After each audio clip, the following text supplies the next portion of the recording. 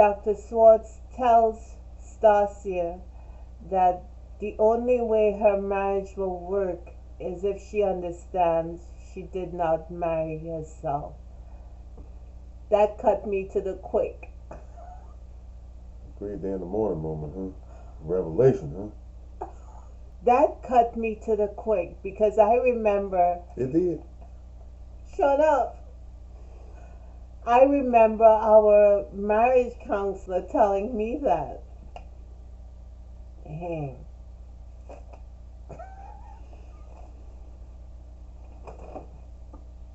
What? Anywho, I have learned that I did not marry myself. Preach on the subject. Too much? Yeah. Okay. Reel it back. Welcome to Cliff Alerts. Today we're going to be talking about Lifetime Network's reality-based TV series, Married at First Sight, season number 15, episode number 11. But before we get into it, please like, share, and subscribe. Please click that notification so you know when we upload new content. And we so appreciate you for your support of our channel. That is definitely the case. Thank you. Thank you. For sure. So we got talking about Nate and Stacia. Dr. Swartz pays Nate and Stacia a visit at their apartment to find out what's going on, what's getting in the way of your relationship. Right, and Stacia started, chirping about how she moves faster than Nate. She moves faster than Nate. What she wants. And she's not feeling that. She wants it now. And I remember being that kind of girl. That impatient self. 3 days in the morning. She's preaching, boy. Dr. Swartz had to check her like somebody had to check me. I remember that thing like it was yesterday. Well, preach on the subject, sister. Come on. And Dr. Swartz told her that she didn't marry Stacia. Oh, that was like a dagger. What? That was a dagger. Cut you to the quick, like you said, huh? Oh, Lord have mercy. I needed a drink of wine after that. You want me to go get you another one right now? You need to calm down from that reflection right in the moment that you just had. I'll do it. You know you're wrong. You know you're wrong. But anywho, the good doctor was telling her that for her marriage to survive, she did not marry herself. Her damn self. And there could be a learning curve to that situation. Continuous learning curve. Come on with it.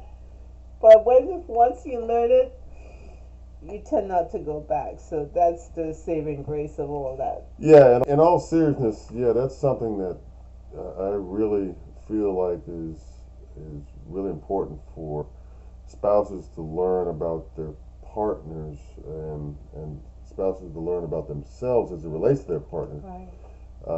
You can't go in with the expectation that you're going to be married to another version of you. Right. You can't do that that because ain't cute. That's not reality either. Right. You might as well stay by yourself. Right. And I thought that was a pretty clever way for Dr. Swartz to kind of gently make that point to Stacia. Yeah, I think that woke her up a little bit because it's so powerful. I mean, when we went to marriage counseling and I was told that, in certain terms, it certainly woke me up. And there's a learning curve to get to that place where you understand that fully. Yeah, because from my vantage point, it seems to speak to this notion of expectations. That's exactly and right. You know what? Expectations can get people way off track if they're not as a relationship. Yeah, if you just take it to I expect you to breed, and we go from there. That's a good takeaway. Because you could have all these expectations and the flip side of expectations can morph into disappointment. Yeah, and because you don't realize that not every expectation that you place on somebody else is not based in reality and can be met. Exactly. In some cases, have no possibility in that. Yeah, the only expectation I know for us is to uphold and keep our marriage vows. But beyond that, you can't have expectations because you're gonna repeatedly be disappointed. And if you do have an expectation, you need to have a conversation with the other person so they know. You, in one side, expecting something else, and the other person has no idea what you're expecting. Right, because they have absolutely no way to try to meet that expectation. Or can read your mind. Right, yeah. And that's a big problem. Sometimes a spouse could think that their beloved can read their mind, but they can't. Nope. Right. We can read, I guess, with certain kind of clarity, some body language, Mm-hmm. and all that. But guys are not mind readers. Right. They gotta We're be. not. You gotta tell a dude what you want. Mm-hmm. You gotta have a conversation, and if the conversation is open and flowing, and you practice what I heard you say was, it's gonna work out. But you certainly can't go in thinking the person is you, because you are unique, and so the are other they. person is unique as well. Right. They're just different from you. Exactly. They're not the same as you. If the dude has some level of hygiene and cleanliness, if he has the basics stuff, Work with him is what she's saying, y'all. Work with a brother. he understands finances. Work with a brother. He understands, how it is to work. Work with a brother. He understands how to clean, to sew, to keep the toilet lid down. I'll tell you what, the toilet seat, yeah, definitely. I'm with that one. The brother has a personality. He's personable. He's respectful. He keeps you safe. You can do a whole lot with that. Yeah, he's holding it down like God should Absolutely, hold it and down. he has a level of integrity about himself. No question. And integrity comes with a connection with God. I'm with it. Yeah. So, everything else off of that foundation is a good thing. Yeah, I would think so. And it got a good beginning. Right. It's much more than that, but that's a great beginning. Right. And like I said, the expectations were.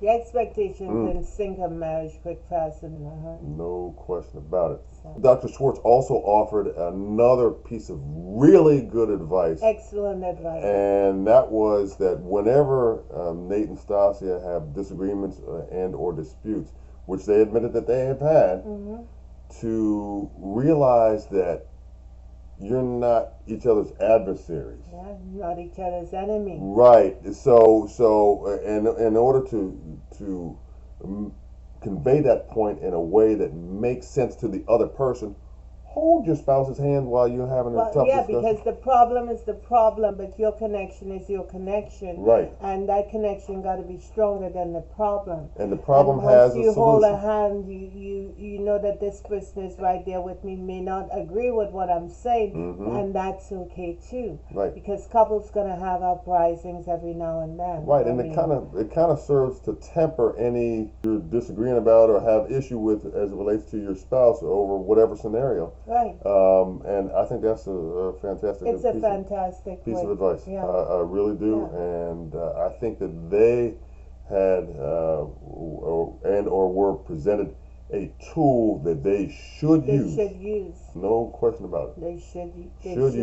And hopefully they will. I mean, everyone should use that. Right, quiet as it's kept. I agree. Nate takes Stacia to his old neighborhood, showed her where he used to hang out with his friends. Childhood friends, had a good time, a lot of good memories. Right.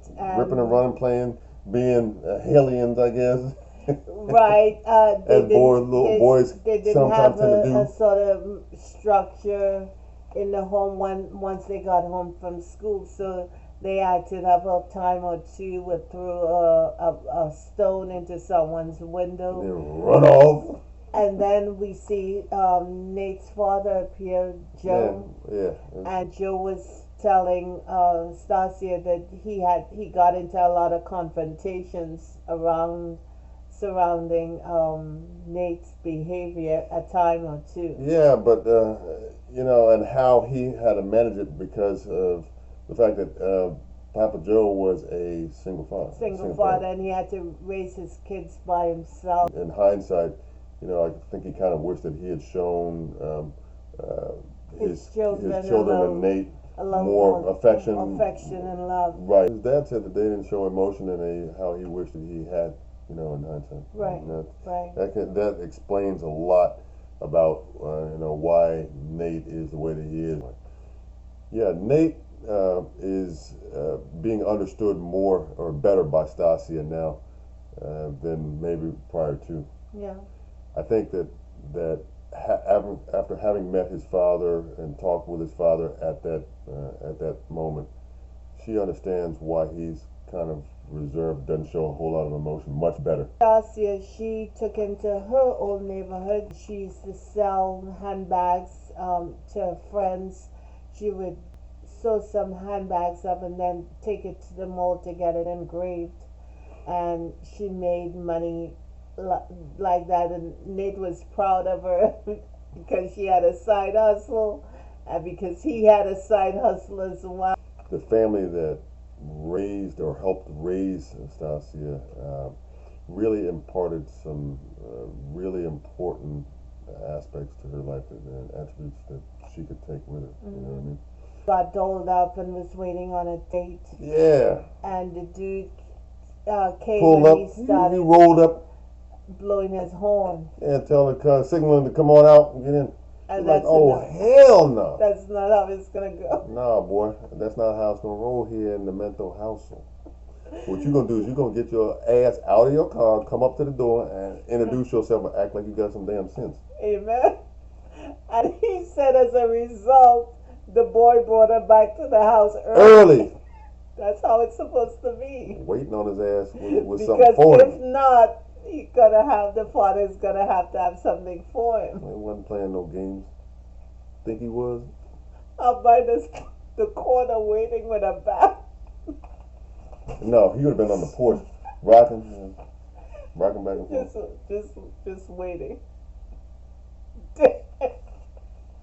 Wow. Like that. Like that. Like that. Like that. So he understands. Bring my baby girl back home later if you want to. Got something waiting for your ass. It's not gonna roll like that. Like Huggy said, think I may? That's just how it's gonna be. I mean. And Stacia conveys basically that gave. She respected that. Yeah, she not only respected, but it gave her a sense of security. Right, and she respected herself as well. As a result of that, right. They got a chance to reveal their letters to one another, and it was something that needed to be done. And Nate was encouraging to his younger self to say that, hey, look, it's okay to be vulnerable and all that, but keep going. I'm proud of you. I'm proud of you, and that's very important. Yeah. And Stacia, in the meantime, said that, hey, look, not everybody moves at the pace that you want them to move at. They move at their own pace. So be patient. It's okay to be vulnerable, but be patient. Allow people to move at the pace that they want. Right. So that's all we have. That's it. Thank you for liking, sharing, and subscribing, and we'll see you in the next bit. Bye-bye. Tomorrow night when we do Ready to Love, we just have one more to do with it.